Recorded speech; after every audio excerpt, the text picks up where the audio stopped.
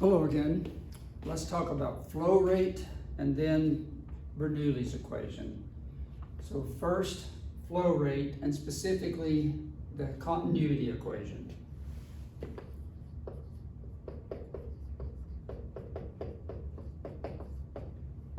Suppose I have a pipe that constricts down to a narrower pipe. But as long as it's not leaking, any fluid that goes in has to come out. Let's look at a consequence of that. So out here, this pipe has a large diameter, and so it has a large cross-sectional area, A1. And over here it has a smaller diameter and a smaller cross-sectional area, A2. And here, let's say this, the fluid, the water, say, moving through here has some velocity V1, here's some velocity V2, and any fluid going through this region of the pipe in some time delta t has to also go through some region over here in some time delta t. So in time delta t, fluid here will move a distance V1 times delta t. That was supposed to be a V. So V1 delta t, distance is velocity times time. This distance, V1 delta t. Over here, I'm gonna make this a little bigger, the fluid will move a distance V2 delta t. It's moving some other speed, V2 delta t. All the mass, all the fluid that goes in here has to go, the amount that comes in here has to be equal to the amount that comes in here. So how much comes in here? Well, mass is density times volume. So the volume here is this distance times the area. So distance times area is volume. So mass is density times volume, is density times distance times area. The mass that goes in has to be the mass that comes out. Density times distance times area. The rows cancel. The time cancels, and we're just left with A1 V1 equals A2 V2. And that is called the continuity equation. It's just an expression of conservation of mass. The mass that goes in is the mass that comes out. Notice it expresses what we know from everyday experience is if this is like a nozzle, if the diameter gets smaller, the speed has to go up. So let's do an example of that. Suppose I have exactly what we're just saying, a water hose, and I put my thumb over the water hose. So I constrict the area down. So let's let the water hose out here have a diameter of 2.5 centimeters. And say the velocity of the water in here is 1.2 meters per second. And we know from experience, if we put, that was supposed to be a thumb, that's a terrible looking thumb. If we put a thumb over the end of the water hose, we constrict the end down, we know the water will come out faster. So let's suppose I constrict the end down to a little square area that's 5 millimeters by 5 millimeters. Let's ask, well, how fast will the water be coming out? So there's some V2 here where that water sprays out rapidly because we changed the area. Well, we've got one equation, so we'll use it. A1 V1 is A2 V2. V2 is what we want, so we need these areas.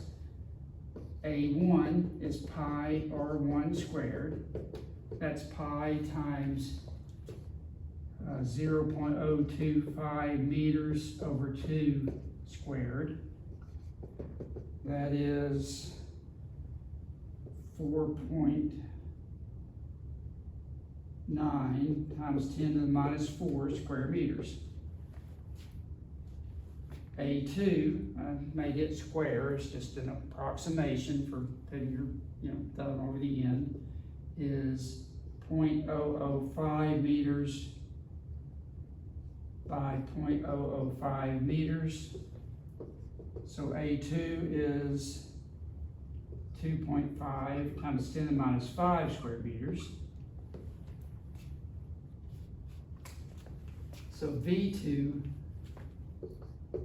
is A1 over A2 times V1. A1 was this.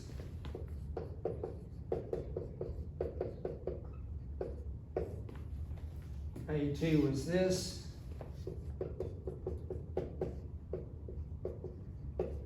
V1 I gave you is 1.2. And when you calculate that out, you find that the water now comes out at 24 meters a second. So all you did is constrict it down, and the speed had to go up from the continuity equation. Okay, well, there's another consequence of this that is just important in both engineering and potentially in everyday life. Another way of thinking about it. Let's look at this A1 V1 equals A2 V2. And let's think of V1 as velocity as distance over time. This says I've got A1 delta x over delta t is A2 V2, because velocity is just delta x over delta t. And A delta x is a volume. So if this is like some fluid flowing through, say, a hose now, we've got some area, A1, and some delta x, that the water is flowing in it. But this now gives me some volume being carried by that, and I've got some volume over time. I'm going to call that V over T. I made that an uppercase V to distinguish it from velocity. This is volume over time, and that's called the volume flow rate. Sometimes people give it another symbol. There's not one universally accepted symbol for it. Sometimes you might see it called a script F for flow. Sometimes I just write it as just V over delta T and I don't give it a symbol. Sometimes you see it given some other symbol. So we've got, that's the volume over flow rate. That's like liters per minute, liters per second, gallons per hour, something like that. That's a flow rate. So that volume per time is now just AV. So that's another way of expressing the continuity equation. The volume flow rate is A times V. Let me do an example of that as well.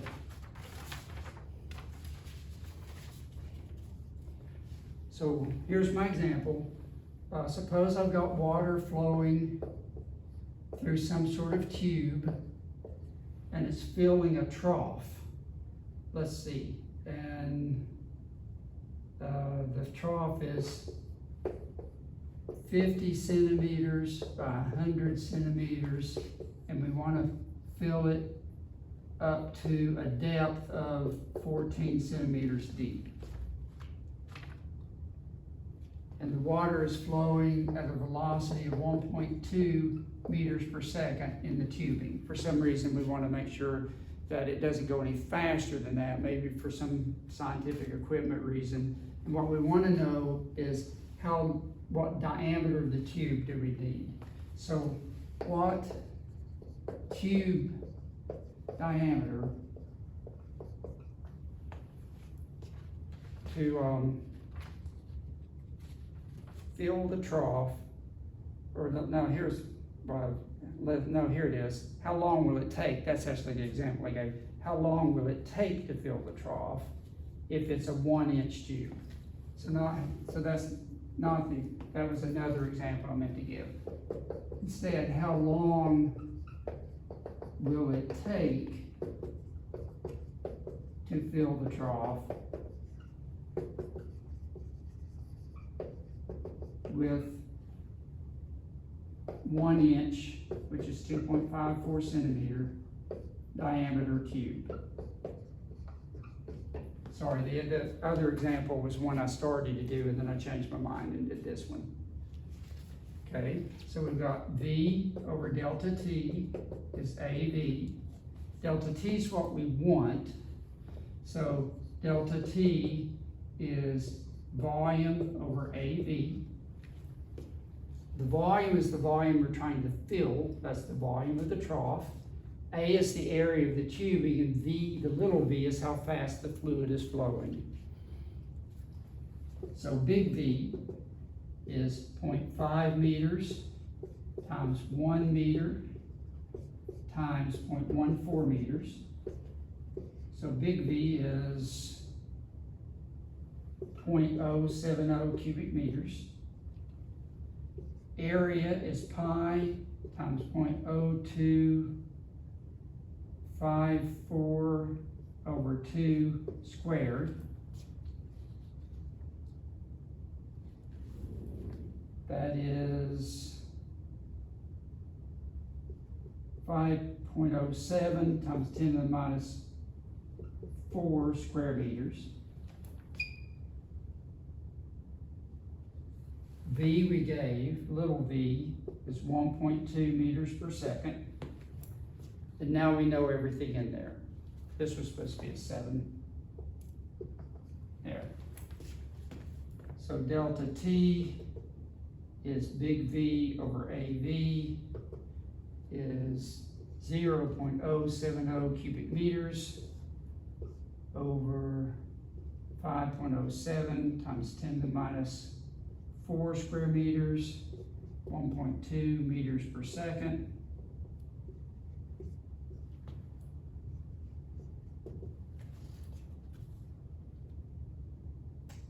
And I've done that somewhere.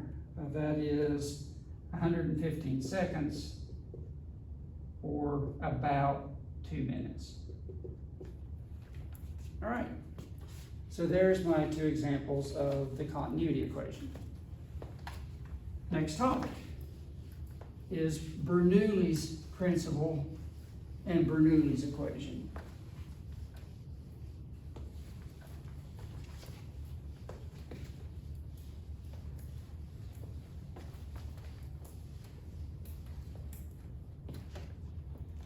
So Bernoulli's principle.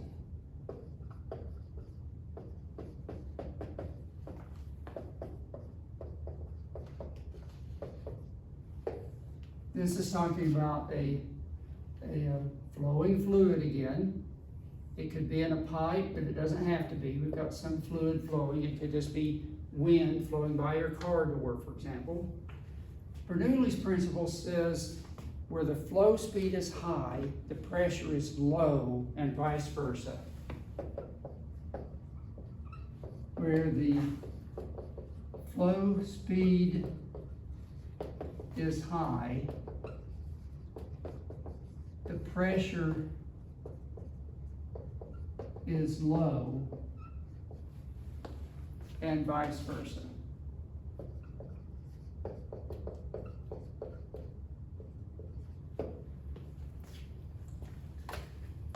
So let me draw this a little better. So for example, if I've got some tubing that constricts down like we were talking about a while ago, so the flow speed over here would be pretty low, V low, and over here we've got V high. And if we look at the pressure here, we had some sort of pressure gauge and some sort of pressure gauge here, where V is high, the pressure would be low, and where V is low, the pressure would be high. This is meant to be a gauge, like I've got. Now you do have to think of this as looking at the pressure either beside the fluid or something moving with the fluid. Like if you had a little object trapped with the fluid moving along with it and asking what's the pressure on that object, you cannot think about it as blocking the fluid. If I block the fluid, I've changed the situation, and that's different. So you can't say, well, if I block the fluid, what happens? That's a different issue.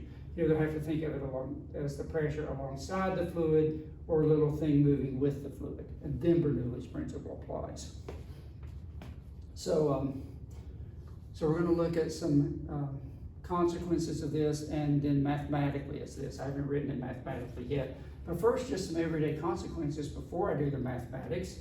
An example would be if you have a chimney in your house and you build a fire in your house. So this is inside the house. Pressure inside is 1 atmosphere, say. Chimneys are generally built to be higher than the roof of the house. There's almost always some, you hope, some air movement over. So you've got some velocity out here. There's V equals 0 in here. This was supposed to be a fire in a fireplace. So since V is high here, doesn't have to be very high to be higher than 0. If V is high here, the pressure is lower here, and that helps move the smoky air up the chimney. That's not the only thing. There's also a temperature difference, which helps move it up the chimney as well. But that's why you want the chimney to be higher than the top of the roof. Another case that might interest you is something called arterial flutter. Suppose this is an artery and it's partially blocked with some plaque. So there's some plaque. Now, blood flow out here will be slow and fast through here. So here, the pressure inside the artery is high, and that does a good job of holding the artery open. But here, where your artery is partially blocked, the speed has to increase. That's from the continuity equation. And this causes the pressure to go low. And if the speed increases enough and the pressure decreases enough, this artery can collapse because the pressure outside stays the same. So the artery can collapse. When it collapses, of course, the pressure builds up on this side of the plaque and reopens. But when it reopens, this process starts over. And so this artery can flutter like that, can open and close because of the plaque and its response to Bernoulli's principle. Another case that's sort of the standard case for people to talk about is the shape of an airplane wing. Airplane wings always, well, that's not the shape of an airplane wing. Airplane wings are almost always more curved in the front than at the rear. And they're designed so that the flow speed over the top is faster than the flow speed over the bottom. So since the V is high here compared to here, I mean, it's still really, really fast. But by comparison, V is higher here than here. This will make pressure lower here than here. And that is part of where you get the lift that helps hold the airplane up. Well, there are plenty of other everyday examples. If you've been driving down the road, let's look down on you now. Here you are in your car, and here you are passing a semi moving at high speed. And there'll be a lot of air flowing between you at very high speed. And that high speed air causes a drop in pressure and causes you to be pulled together. So if you've ever been passing a large truck on the highway and felt like you were being pulled in toward it, that's Bernoulli's principle. Well, how about Bernoulli's equation? Bernoulli's equation looks worse than it is. Before I write it, it's how we give you Bernoulli's equation on a quiz. But Bernoulli's equation deals with pressures, velocities, and heights at two locations. So if we've got two locations, so we've got a fluid at, say, one location here, and it goes up to some other location, and maybe some other area and some other speed, some other location here. And so down here, there's a P1, and there's a height Y1, and over here, there's a pressure P2, and there's a height Y2, and there's here a velocity 1, and here there's a velocity 2. Then Bernoulli's equation says P1 plus 1/2 rho V1 squared plus rho G Y1 is P2 plus 1/2 rho V2 squared plus rho G Y2. That looks worse than it is. It's got a pressure. 1/2 rho V squared is kinetic energy density. See, it looks like 1/2 mv squared. And this looks like potential energy density. This is like mgh. It's like potential energy. So this, so it looks worse than it is. Let me just do a quick example for you. But again, I would give you that equation on a quiz. Suppose I have a garage door on a house, just on a windy day. And I've got a wind blowing at 80 kilometers an hour. So it's very windy. There's a storm going on. The wind's blowing 80 kilometers an hour. Let's let this garage door be 2 meters high by 3 meters long. That's a plausible size for a garage door. And I want to calculate the force on that door due to Bernoulli's principle. Notice the wind is blowing by the door. It's not hitting the door, it's just blowing by the door. But that will drop the pressure out here and cause a force on that door. Let's see if that force is significant or not. So the heights are the same. We're not looking at, wind down here versus up there. So these cancel. We're looking at pressure outside versus inside. So we're going to let one be inside, and we're going to let two be outside. So inside, the velocity is 0. Presumably one hopes it's not windy inside your house. So we've got P1 is P2 plus 1/2 rho V2 squared. That's all that survived. P1 minus P2 is the pressure difference, is 1/2 rho V2 squared. Because the pressure difference times area will be the force.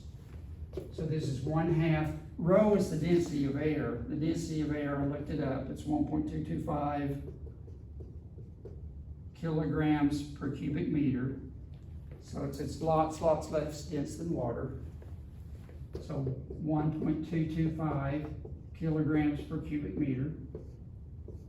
Velocity, 80 kilometers an hour is 22.2 meters a second.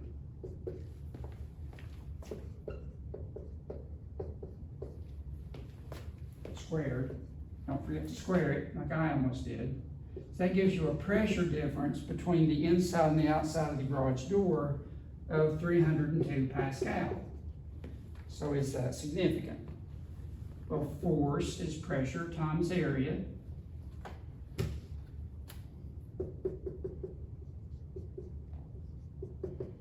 (302 Pascal) times the area of the door is 3 times 2 is 6 square meters. So the force on the door is 1,800 newtons, or about 400 pounds.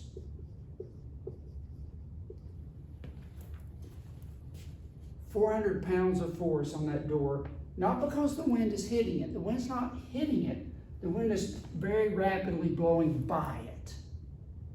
And that causes this 400 pounds of force just due to the pressure difference between the inside of the house and the outside of the house. All right, that's all I'm going to say about Bernoulli's principle and Bernoulli's, this is called Bernoulli's equation. So this is Bernoulli's principle, this is Bernoulli's equation, and we'll be able to practice that in your homework and in class. See you soon.